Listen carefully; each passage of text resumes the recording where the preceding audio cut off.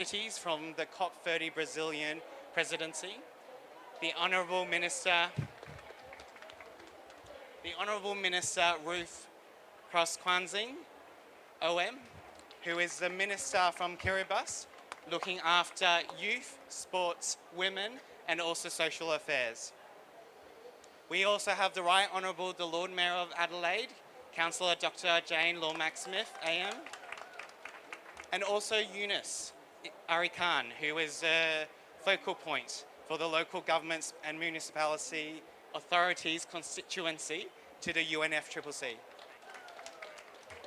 We'll also be shortly joined by a young climate leader, Luna Rosa Lomitusi Ape, who's an electrical engineer from the Pacific Electrical Power Generation from Samoa, and she'll be joining us shortly.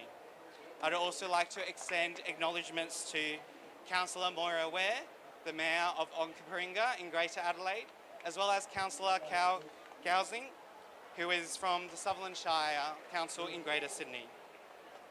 And a special welcome to my co-host, James Ladbrook, who's a renewable energy consultant at KPMG and also a board director at UN Youth Australia.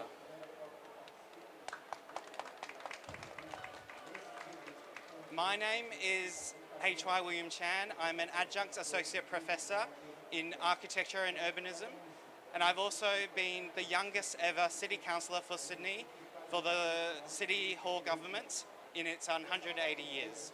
During my time in public office, I chaired environment and sustainability, as well as urban planning, heritage, transport, and urban development. I've been able to support this work on multi-level leadership 2 years ago, during COP28, when the Australian delegation of city leaders and mayors representing our region was able to encourage the Australian government to endorse CHAMP, the Coalition for Higher Ambition on Multi-Level Partnerships. This is the formal mechanism where local leaders and our community leaders are recognised in terms of their contributions to the national determined contributions and towards the Paris Agreement. But before that, 10 years ago, 300 local leaders and mayors gathered at Paris City Hall to advance ambition on climate change and action. They were 1 hour away from the COP venue, and they met together and really set the tone and the implementation on what we can do on the ground as the front line responders to the climate emergency. And today, over 72% of our cities have already reached the peak emissions in terms of carbon, and we also are really leveraging and elevating the local action that's on the ground with our local communities. With the recent report of the NDCs 3.0, national governments have said that 80% will rely on subnational governments in terms of meeting their Paris Agreement timelines and targets. That's a 20% increase from the last update. So more and more our national governments are relying on local leaders and also our mayors. And so it's important to now understand, how do we get there? How do we ensure we can meet the Paris targets, but also make sure that we're bringing our local communities along with us? To explore that, we'll be looking at how the Town Hall COP model, which started globally in Sydney in March during Climate Action Week Sydney, is bringing together the multi-level action and leadership that's required. We will also hear about the Tarawa Town Hall COP model, the first one in the Pacific, that was also happened this year, where even the president of Kiribati attended to meet with the mayor and local leaders to discuss advancement towards the Paris Agreement. And finally, we'll also look at Adelaide's recent Town Hall COP, which brought together potentially the leaders and community that will be hosting next year for COP31 in Australia and the Pacific.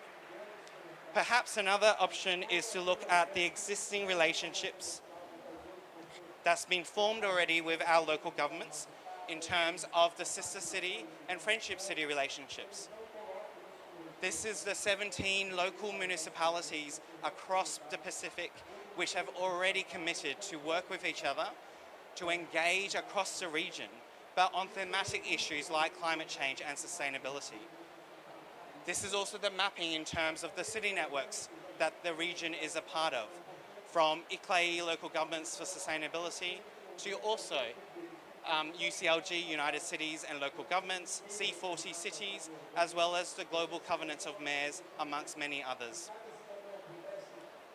So we'll now move on to our panel discussion in terms of the intervention, and we'd love to go one by one. So we'll hear from our special envoy from our host country, from Brazil, in terms of what we can learn from in terms of the presidency, but also as we look forward towards a potential COP in the Pacific.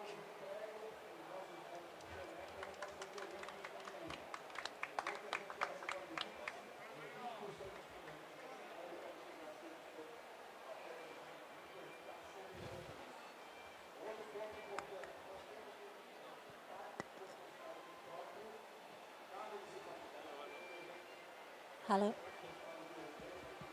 Hello. Yeah, this one works. Thank you so much, William, for having me for this introduction.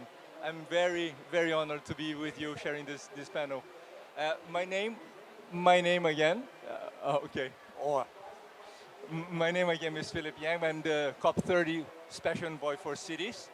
So basically, my role is to work as an extended eyes and ears for the COP president for the sensitive issues that are involved in climate change. So we are a team of 22 special envoys for different topics and 22 thematic envoys and 22 envoys for topics, for themes, and 7 regional envoys for the regions. So the one for the Oceania is Jacinda Ardern. And okay, I'm a little bit okay. So this is what basically I have been doing and trying to work on the multi-level governance agenda, the subnational agenda, in favor of an extended action for the COP president. So one thing that I have to tell you here in public that when I was assigned this mission, my telephone started to ring very much. And the first one to call me was Yunus Arikan. And he's been calling me every day since. He's an activist and he works 24 hours, 7 days a week. It's an amazing guy. He's been very supportive. But this is all to say that, well, there's a huge momentum in this COP for subnational and multi-level agenda. There's a huge network of NGOs and mayors and governors supporting this agenda. If you think of Berlin, COP #1 to COP30, I think the urban agenda has been getting closer and closer and closer to the core. But, and this is my main message, it is all about the action agenda and not about the normative agenda. So what is the risk we have here in COP30? Is that we get nothing. We can get to the 21st of November and then we ask, what happened to the subnational agenda? And then, oh, I'm sorry, we were unable to include anything into the normative achievement. So actually, I accepted this invitation to be here, not to talk about what I'm doing, but to tell you about the dangers of not having the subnational included in the decision. And this is very serious. Why? Because adaptation only takes place in cities. Cities concentrate emissions, concentrate people, concentrate vulnerabilities, and concentrate solutions for our way forward. So I'm here to lobby you guys. I'm asking the Australian government to support and to lead a pressure on the Brazilian delegation, because the Brazilian delegation is telling, oh, I'm here to facilitate. I know the importance. President Lula, one of his first sentences in the opening of the ceremony was about subnationals. André also, he was saying about subnationals all at the outset.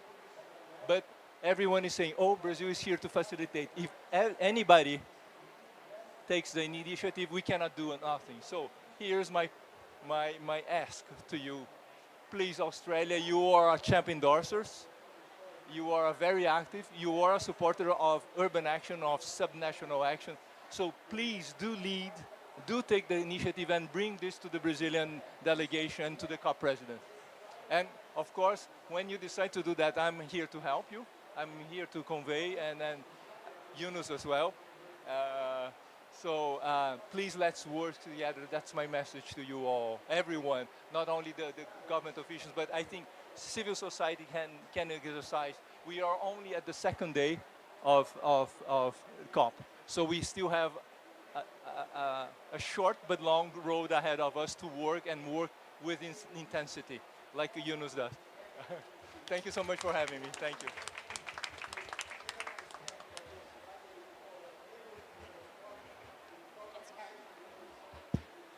Well, I'm going to greet you in Kiribati, and you need to say Maori back to me. It's a blessing of well-being. So, to everybody here today, kamna benini Maori. Thank you. It's a real honor to be here and represent the Kiribati government in this conversation, and to talk about, the opportunities that have been presented, and let you know about our experience in Kiribati. Now, we know that community leaders share a common purpose to ensure that climate action is inclusive, locally driven, and anchored in the realities of our people. And so I'm proud to share our experience and leadership as part of the Coalition for High Ambition Multilevel Partnerships Climate Action.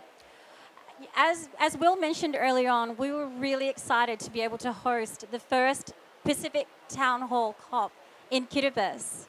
Now, this town hall was actually hosted smack in the middle of our parliament sitting. And so anyone who knows what parliament sittings are like, you're quite exhausted by the end of the week. But when I saw that a town hall when I received the invitation, I thought, well, that sounds exciting. Here in Kiribati, really? What is that going to be like? And it was really wonderful. It's a very different conversation when it takes place in your own home. So we all came together in a local maniaba, which is the traditional meeting house, which is thatched. We sat on the ground, all of our community leaders, including the president. It was quite funny to see the Australian High Commissioner and the New Zealand High Commissioner trying to sit cross-legged on the ground, for a few hours while we carried on this talanoa and this dialogue in the traditional setting. And to go through our Indigenous cultural practices and openings, to hear the president give his address, and then launch into the work that was achieved at that time. And now at that event, we adopted what was called the Ikarekibe Declaration of Collective Responsibility, which was a national call for shared action and solidarity in the face of the climate crisis. Now, Te Ikarekibe in Kiribati means holding hands. It means holding hands in united action and collaboration. It echoes the Brazilian idea of mutirão. Mutirão, from what I understand, yeah, where we have also communities working together for the common good. It reflects the belief that the climate emergency cannot be addressed by governments alone, and that by every person in the community, in the nation, obviously we can ikarekibe or mutirão to achieve these common goals. Now, just to let you know some of the key priorities that were outlined in this declaration, we had strengthening food and water security, protecting coastlines and marine ecosystems, very important in a low-lying coral atoll like Kiribati, 1.5 meters above sea level, ensuring resilient and safe housing, and preserving our culture and identity, which are at the heart of our climate resilience. Now, there is a lot to unpack and talk about, but I know that we're here in a gathering of people that really, truly understand exactly what we're talking about. So I didn't want to go too much further into it, but just to share how grateful and excited we were, and how much we'd like to continue to ikarekibe and mutirão with other Pacific Island nations to do exactly the same thing. So thank you very much.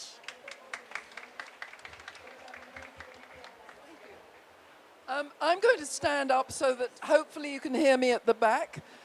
If you can't hear me, wave at me and I'll try and speak louder and realign the microphone. I firstly want to say how delighted I am to be with our brothers and sisters from the Pacific, because we're engaged in a wonderful joint enterprise to pick up the baton from COP30 and take it forward. So I also have to thank the COP30 presidency and all their hard work, because they have made it possible for us to contemplate moving forward in a way that will make a difference. Not just more policies, not just more agreements, but actually achieving something in a tangible way by recognizing the supremacy of our cities and also acknowledging that nothing will happen on a national level unless we work together in subnational groupings and collectively across nations.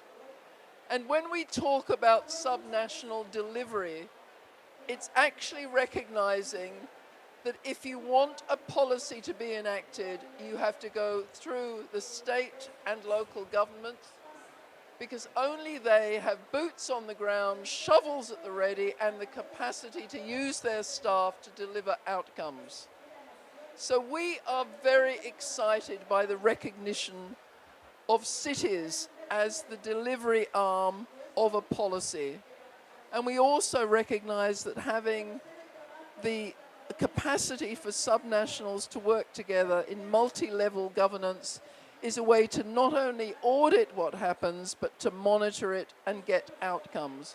So congratulations to COP30 for making so much difference.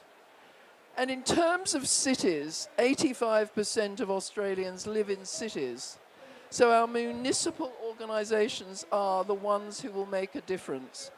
And organisations like ICLEA have really galvanised and focused what we have to do to get delivery of policy. And the Town Hall COP is an amazing mechanism to bring people together and have an explanation, to have a concurrence and a discussion. And I was amazed to hear the outcomes of the Kiribati Town Hall COP, because it sounded identical to the one I had in Adelaide. I actually think we're on the same page, arguing the same case, and our communities want the same outcome. Now, I just want to say what was slightly different about our Town Hall COP. Adelaide is a city that's the capital of our state, and we have made great progress in the energy transition. Thank you. We have reached 75%. We have 40% of our power generated by wind. We have over 50% of our houses have rooftop solar. We've got a giant battery. We've got distributed batteries in some council areas. And we really feel that we're going to get to 100% within the next 5 years. Having done that, however, we need to concentrate on the other elements of our community, preserving the environment, looking after our riparian banks of rivers, looking after our coastline, reducing the environmental damage on our coastline, getting into very serious circular economy, making sure that our fashion is sustainable, making sure that our food is sustainable, and ensuring that our buildings are designed in a way that will future-proof them into the next generation. But on top of that, we have to find ways to make our cities sustainable and habitable. And we are suffering already from continuous and ongoing droughts.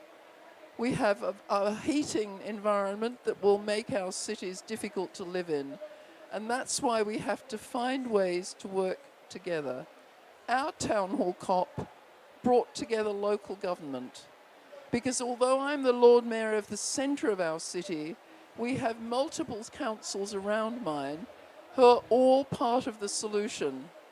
And we brought together the whole of the local governance sector from across our state, which is actually rather large. It's the size, if you don't know Australia, of France and Germany combined.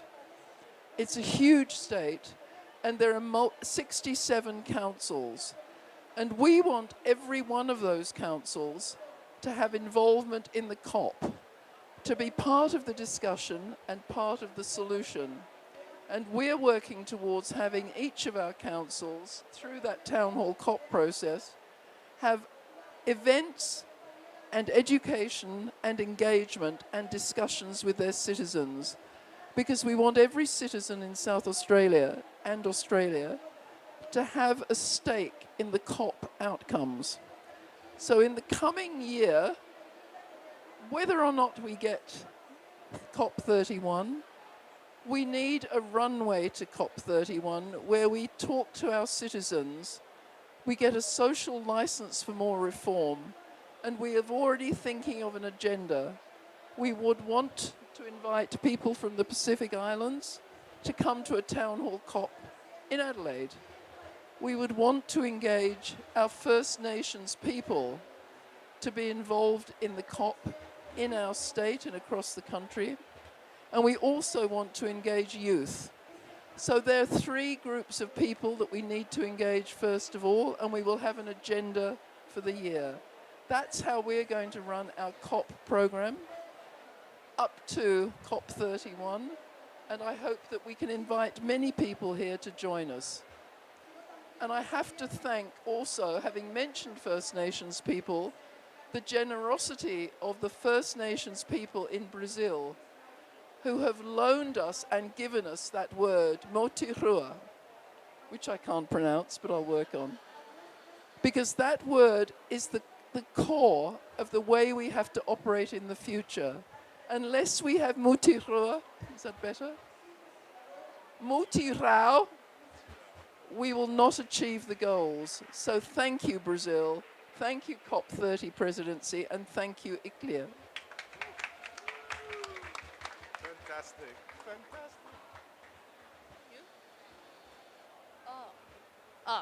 Yeah, it's my turn now. Yeah, Talafulava, my name is Luna Rosalumi Tusiape. I would like you all to put your hands together, start rubbing it. Mid. Now, rub it really hard. And then when I say Patia, you're gonna clap. Can we do it? Practice round. Mid. Patia. Patia. Woo. And when I say hey, you say ho. Hey. Oh. Say it a little bit more louder. With passion, guys, with passion. Hey. Oh. Hey. Oh. And that's how it feels to be a proud islander. Now, now imagine if we brought that energy to COP31. Let's go. Fantastic. Okay, so my 9 to 5, my 9 to 5 job back in Samoa at home, I am an electrical engineer in the renewable energy sector, and I work on operational maintenance on hydro generators and solar panels. We do have 2 wind turbines, but I don't feel like talking about them. But on my outside of my 9 to 5 job, I do a lot of community-based work with the youth. We did not host a COP town hall in Samoa, but we did host a local conference of youth in Samoa, which is one of 2 local conference of youth that was held in the Oceania Pacific region, Australia and Samoa. And I'm going to talk about that because I lost sleep over it, and you guys will lost sleep with me too. Okay, so we brought together 170 youth from across the main island of Upolu to Lava Hotel. Why Lava Hotel? Because they had catering options. Logistics. But in doing so, the main problem that we targeted when we bringing the youth together for this conference, it was a 2-day convention, was transport. So for day 2, we invited age groups between 18 to 35 because even if you're up to 35 years old, if you are under and age 35, you are still a youth. But as you guys all hear, I consider you all youth. So let's give a round of applause today for all of us here at COP. So the biggest problem was transport, and we made sure that if you were, living 23 kilometers away from the town area, after bus hours, everyone made it home safe. So we managed to get good 12 youth from the extremely rural regions of the main island back home safely. And thank goodness they trusted us to take them back home because it was dark when they got back home. When we broke them out into different sessions with the breakout groups, we told them, given you're sitting in front of a pitch panel and say a very influential non-climate believer was going to give you 1 million USD, what project would you put together? Why? In your local context. And the kids came up because we didn't tell them solutions. They come up with them on their own. So there were 6 waste management problems, 2 energy-based solutions, and 2 other. One was a coral reef planting, and one was mangrove restoration. And this was from an age range of 12 to 35. Amazing. And believe it or not, these are projects that you expect to come out of big decision-making rooms, but these kids are high school kids, high school graduates. Some of them didn't even graduate high school, but they have solutions to problems that we are currently facing as people on the front line of climate change. But yeah, Alcoy was a struggle to put together. What we're trying to do is make sure early is trying to get more local conference of youths or climate dialogues, especially practical ones that equipped young people with the skills to make a difference and to lead change. In the other islands in the region, because there's nothing better than getting 200 kids together, kids and youth, and really just listening on how not only they tell their story, their experience back home, as well as you guys don't really, they also go back home. They go and they tell their parents. They go and tell their church pastor. They go and tell the village leaders that be like, hey, this is what we did. We did it with the Australian government. We did it with the UNDP. The Ministry of Agriculture came by. And, usually these people, they're like, oh, we didn't know that was possible, but my 14-year-old child was in this event, and she learned all this information from this event, and now she's going to go be the next leader of climate change for the Pacific. Thank you, that is me.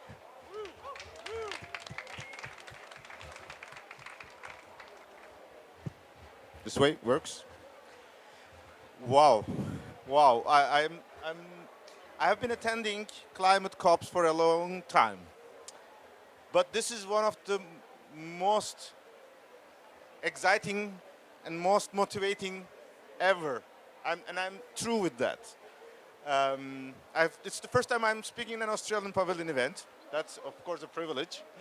But hearing the stories really makes me thrilled because I'm an expert in the ICLEI's World Secretariat in Bonn.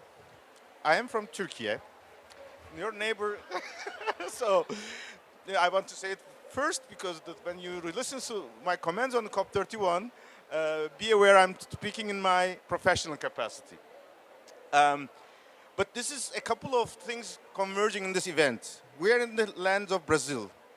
33 years ago, ICLEI was born in this spirit of Local Agenda 21. And we are truly appreciating to Brazilian government to bring another momentum. And this is taking shape in Australia and Pacific in its most successful and truly to its heart. The Talanoa was the legacy from, again, Fijian Pacific Island leadership. For us, when we developed the idea of Town Hall COP, we were trying to flash back about climate action planning at the local level is always there's an engagement, so in that sense it's not new. But we have been working on this Paris Agreement when we were first time recognized for 20 years, cities were not in the table. And we were trying to say that, okay, what we are doing is not limited to our territories, our boundaries. That was the spirit of why we are coming into the international processes, trying to influence the decisions that they recognize us, and as soon as they are adopted, go and implement it together so that it is not listed in just the shelves, but really, as you said, on the ground, puts life. When we were in the Talanoa dialogue era, it was really the moment to say okay, it's not us versus them. That Talanoa spirit was really fantastic. It was, until that moment, it was mayors versus ministers, nations versus others, global north versus global south. Talanoa was, and I'm so proud because Talanoa was also announced in Bonn, the city that I live in. It was the German partnership. So on the way after Talanoa, we didn't want to give up this idea. So we brought the same logic of inclusive discussions, sitting together, not judging in the stock take process. How much we had advanced in the Paris Agreement era. And this brought us to Dubai. In Dubai, the local climate action summit with Bloomberg and the presidency there at that time was impressive, of course, but we have a couple of more other relevant outcomes. For example, the Leaders Summit, they have invited LGMA, ICLE, the focal point, and we were working with Mayor of South Tarawa Council, Mayor Bamako. He was speaking on the Leaders Summit on behalf of all of us. And it was in that summit and in that end of these days, again, last couple of days of the scope, we worked a lot. The parties in the Dubai global stocktakes recognize that they are urging multi-level action. So which means it's not anymore wishful thinking, it's a duty to make multi-level collaboration. And then we sat together with the ICLE teams across the offices. What does it mean? The town hall COPs, what is making it different than any other sessions that we have been having? You are the expert on that. We said that three things has to happen: community-led, national relevant, and transformative oriented. And I must confess, tomorrow we will announce more information about that, but across the world we have more than 50 town hall COPs hosted. But the ones in Kiribati, the ones in Sydney, Adelaide, the ones in South Africa and Africa at all, as collectively, was the best practices in terms of meeting all these three criterias in its best senses.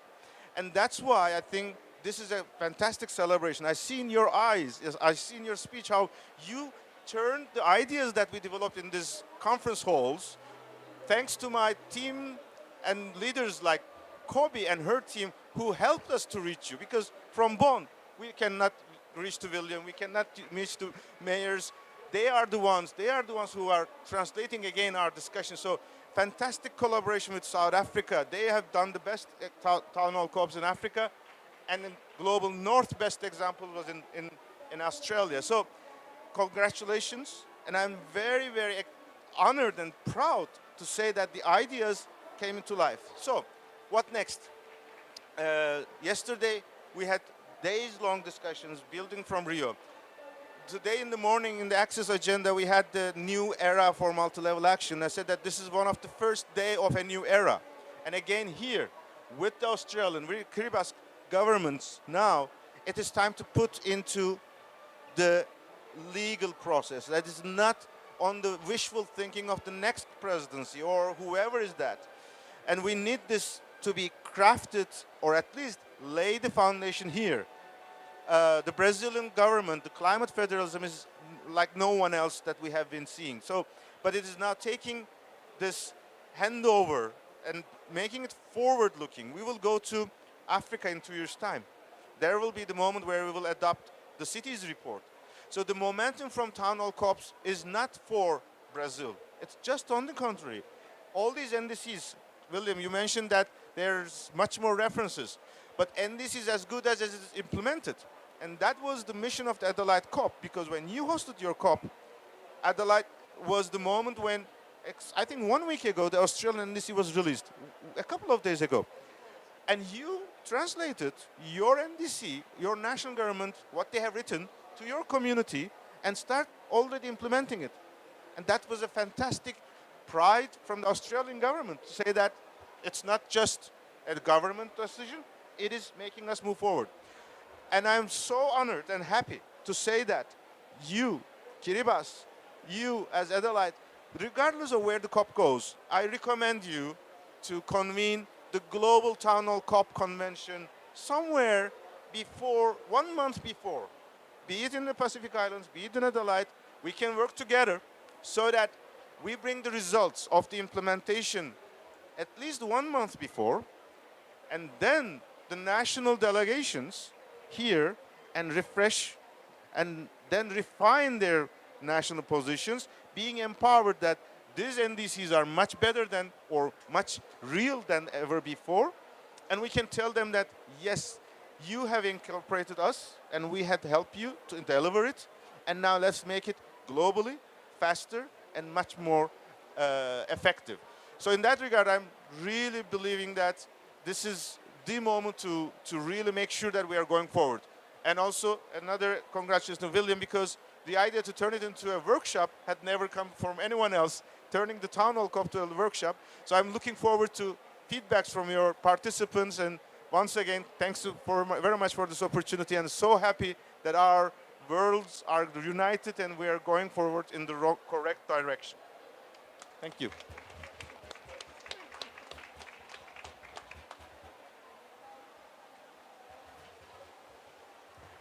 Wow, that's incredible, and thank you so much for the leadership on stage right now. Could I have a round of applause? Thank you. The Mutual spirit of collective action, of collective responsibility. Cities and mayors around the world have been doing that for over 20 years. It's only just now at COP30 that we're seeing the implementation. No longer are we about negotiating anymore. It's about implementing that work at the local level in terms of the action agenda. From what happened in Sydney, the first in the world to run a town hall COP, thanks to Eunice for bringing it to our region, to now over 50 cities have worked with their federal governments, national governments, so that the local level has a voice and has a platform. This is what we're about here at the Australia Pavilion at COP30. And I'd like to introduce Kobe Brand, the Deputy Secretary General and also the Director for Oceania for ICLAI Local Governments for Sustainability, to run the very first Town Hall COP at a COP. Thank you, Kobe. Thank you very much, William. You're always so inspirational to all of us. Thank you to this wonderful panel. I'm aware, Philip, that you have to run. So, William, we want to take a family picture now, and then we're going to have a speed dial Town Hall COP. It's not only the first ever workshop within the halls of the COP Blue Zone, it's also going to be the first speed dial COP. We're going to start and finish within 10 minutes. Right, so family photo first.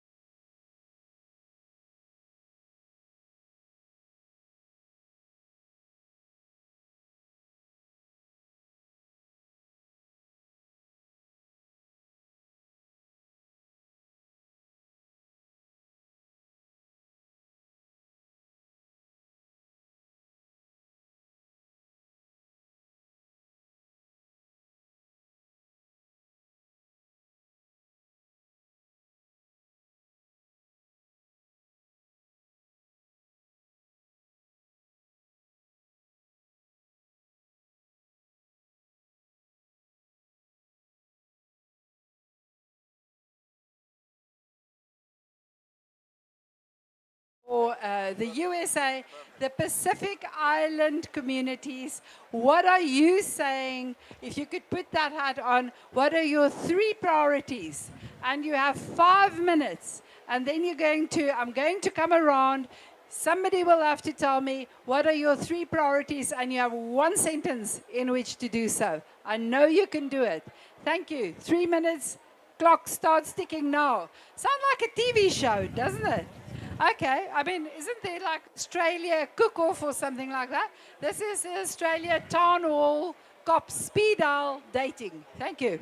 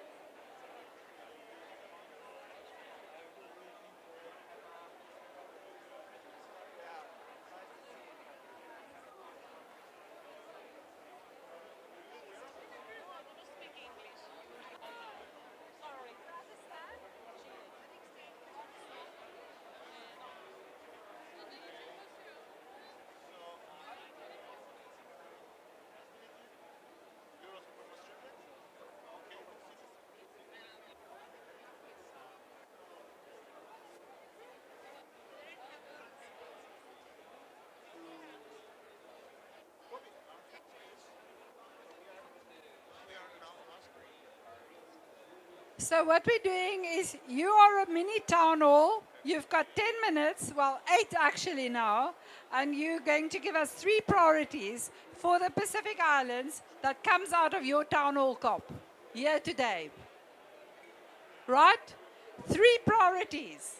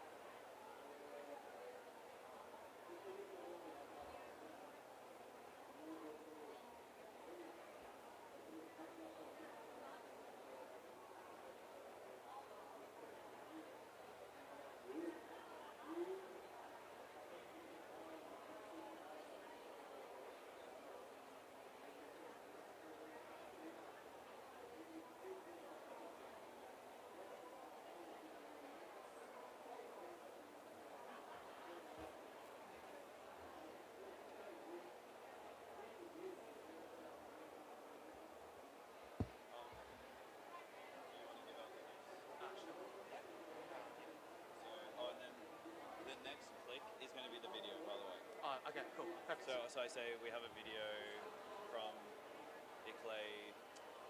No, you don't say anything. We just say wait. nothing. No, We just close say it nothing. and then. And then also maybe wait for the. Oh, does Kobe wanna? No, I told her that you're gonna wrap this up.